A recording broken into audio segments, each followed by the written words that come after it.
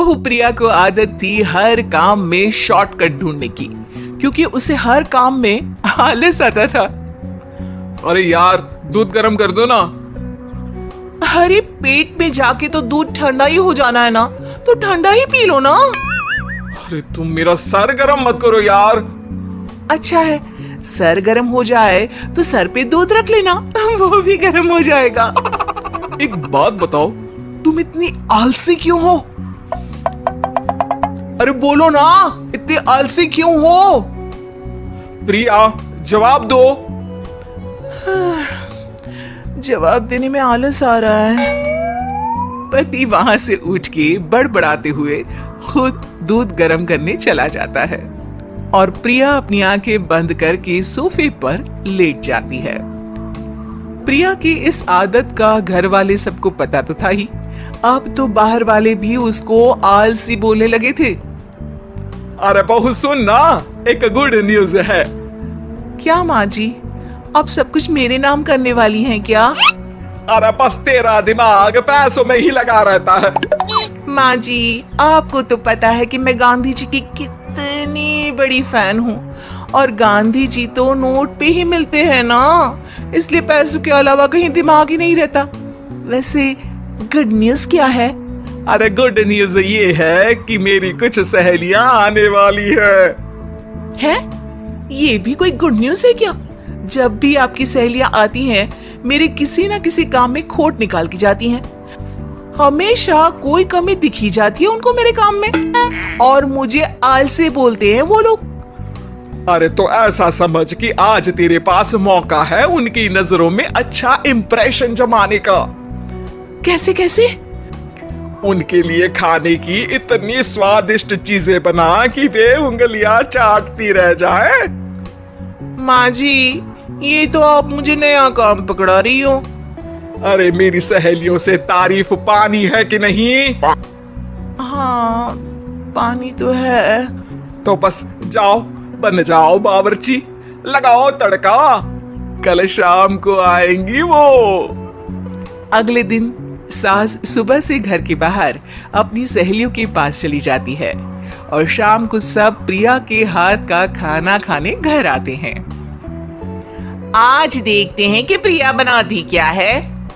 हाँ, पिछली बार हमने बोला कुछ हल्का खाएंगे तो पापड़ फ्राई करके ला दिए थे बस।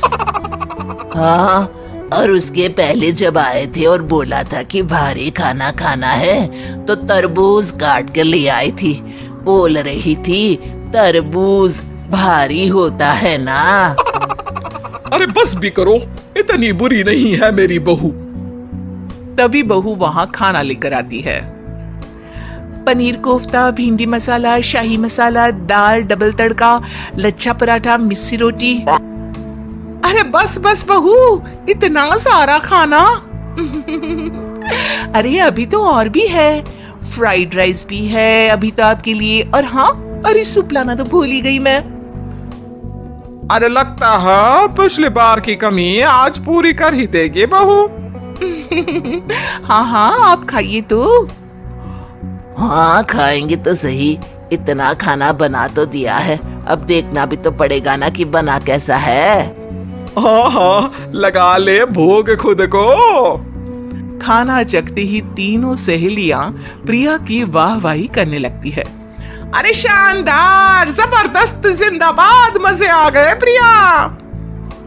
प्रिया की सास भी कमाल है, बहू को क्या जायकेदार खाना बनाना सिखाया है।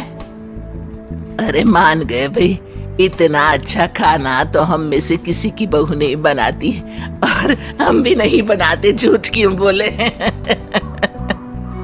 अरे बस करो, खाने पे ध्यान दो, बोलती ही रहोगी तो खाओगी कब। ये लो, थोड़ा पनीर और ले लो। सास भी सहेलियों के साथ खाना खाने लगती है, पर बहू के साथ अपनी भी तारीफ सुनकर सास मन ही मन फूली नहीं समा रही थी। प्रिया ने बड़ी खुशी से सबको खाना परोसा, और सबने झट से खाना खत्म भी कर दिया। राधे राधे, मजा आ गया। और थक गई खाना खाते खाते, अब बस बिस्तर लग जाए मेरा। अब तो जब भी मेरे घर मेहमान आएंगे प्रिया को ले जाया करूंगी खाना बनाने के लिए, मेहमान भी खुश हो जाएंगे। सास खुश है कि प्रिया की इमेज अपनी सहेलियों के सामने काफी सुधर गई है। प्रिया खाने के बर्तन समेटती है। इतने में तीनों सहेलियां हाथ धोने किचन में चली जाती है। तभी एक सहेली देखती है कि किचन स्टैंड पर कागज पड़ा हुआ है। वो सोचती है कि कागज को डस्टबिन में डाल दे। जैसे ही वो उसे उठाती है तो देखती ही रह जाती है। दरअसल वो एक बिल है जिसमें वो सारी चीजें लिखी है जो उन्होंने अभी अभी खाई है। वो चुपचाप बिल उठाकर बाहर आ जाती है और उसके पीछे बाकी दो सहेलियां भी आती है। प्रिया, खाना अच्छा बनाया था, सच कहूँ तो बहुत अच्छा बनाया था। थैंक यू, बहुत अच्छा लगा सुन के। हाँ, पर जिसने बनाया वो इतनी तारीफ सुनता तो उसे और भी अच्छा लगता। क्या मतलब? ये बिल देखो, तुम्हारी बहू ने ऑनलाइन ऑर्डर किया था खाना। अरे तारीख तो आज की ही है ना? हाँ, आज की ही है। प्रिया, ये सब सही है क्या?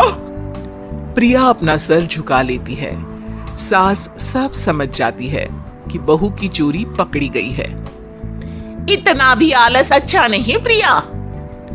अरे बता ही देती कि बाहर का खाना है, मैं बाहर का खाना खाती नहीं हूँ। तीनों सहेलियां वहां से जा रही होती है कि तभी उनमें से एक मुड़कर कहती है, अब ये तो बताओ कि खाने की रेटिंग बहू को दे या डिलीवर करने वाले को।